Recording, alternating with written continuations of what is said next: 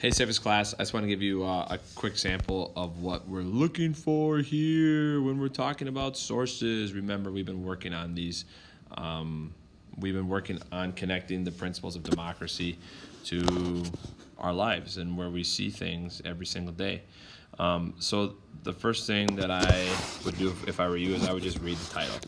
So the title of this article they're looking at is "Thousands of Felons Regain the Right to Vote in Virginia." So when I like this title, I'm like, okay, which principle just connects to the title at its very most basic?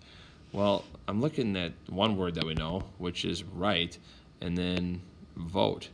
Now, the 99% of kids that I talk to are going to be referencing individual rights because they see the word right, but that is wrong.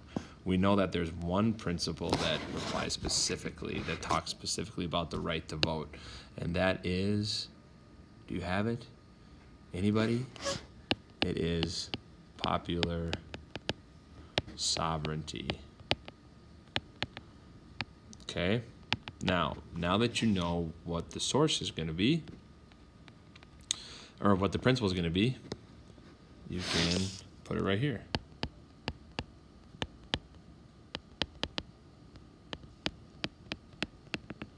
So that's the source I'm going to use for this section. And I've connected the principle. Now I need to go through and I need to read the source because my job is to summarize 3 different sources and then connect the principles and then show my knowledge explaining how they connect.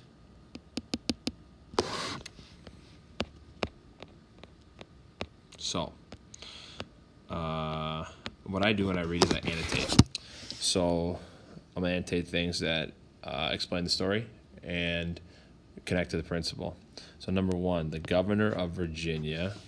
I highlighted that because it's a person, Terry McAuliffe, and that will help my summary if I identify who, what, where, when. He announced on Monday that he was restoring the voting rights of about 13,000 felons. So here I have the who, Terry McAuliffe, I have the when, and I have the what. So these were all people who had done their time in prison. Felons are people, here's a definition I probably need to know, who have been sent to court and found guilty of a felony. McAuliffe had tried to give the right back to felons before but failed. Republican lawmakers and the Virginia State Supreme Court stopped him. So here's another group that could connect to my who. The Virginia Supreme Court ruled in July that governors cannot give voting rights back to a large group. Instead, they must consider each person individually. Whoa, I need to go back. Here's another connection to popular sovereignty. We talked about voting rights. This decision undid an order that McAuliffe gave in April. So, the Virginia Supreme Court ruled in July that governors cannot give voting rights back to a large group. They need to consider each person individually. This decision undid an order that McAuliffe gave in April. So McAuliffe already tried to do this? The order had given back the voting rights of more than 200,000 felons who completed their sentences.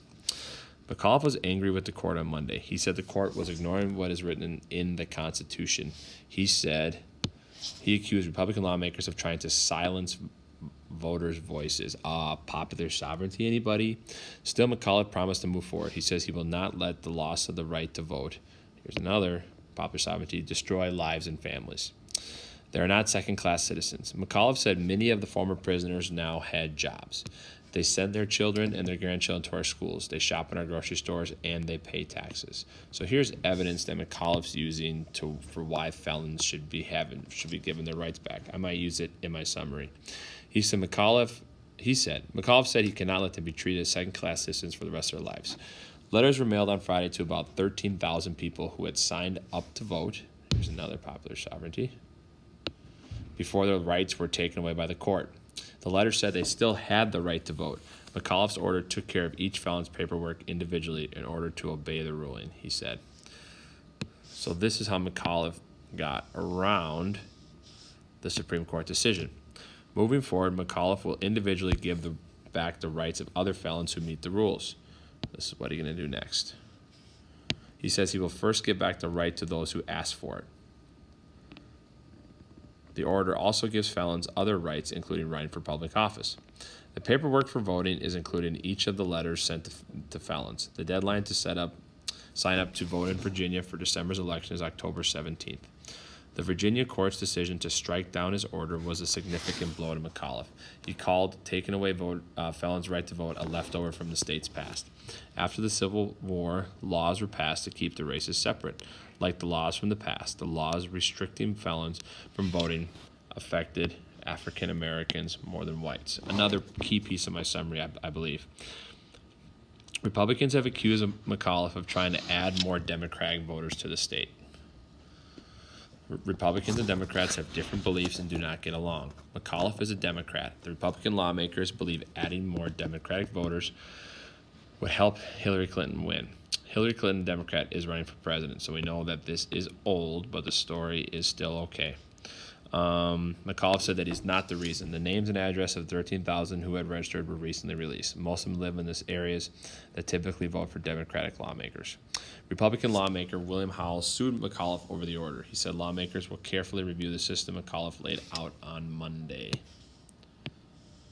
They want to make sure that it meets the rules set by the court. From the beginning, we have done nothing more than hold the governor accountable to the Constitution and the rule of law, Howell said. He thinks the court's decision is a good one, and it prevents the governor from becoming too powerful. Kenneth Williams lost his right to vote after the court ruling. He said he looks forward to getting his letter saying he can vote again. Williams is 67 years old, and he was in prison for 10 years for robbery. He now runs a program to help prisoners rejoin society. He says he's eager to vote. He also wants to help sign up others whose rights were once taken away. He said he wants to try to help everyone he can to register to vote. He wants to help them have a voice. Okay, so after you've read through it, your job is to first summarize the story. So the story gets summarized right here. And I'm going to start by describing who's involved and where it's taking place. In Virginia, Governor Terry, how do I spell it? Terry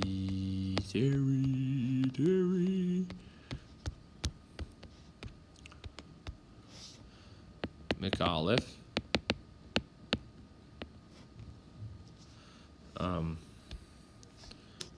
is trying to give felons the right to vote. Originally, he had made an executive order for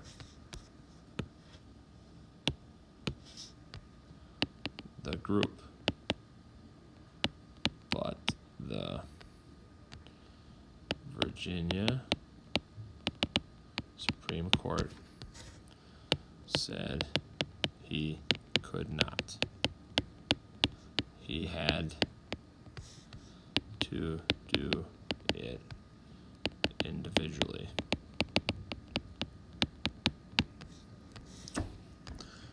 In response, the governor individually mailed out 13,000 forms to felons, helping them sign up to vote. Sign up to vote, and Republicans will challenge. Okay, so this is my summary. This is done. Now I have to explain the principle. This connects to popular sovereignty because popular sovereignty is about the government's power coming from the people. McAuliffe is trying to give power to more people. All right, it's a really basic summary. It took me like 5 minutes. I have the definition and I have the connection. This is probably like a 4. You could definitely give yourself a 5 or a 6 if you included a quote from the article. And obviously 7, 8 if you find a different source to use. So I hope that this helps you understand a little bit about what you need to do in your on your summative. And you're going to complete this section and this section.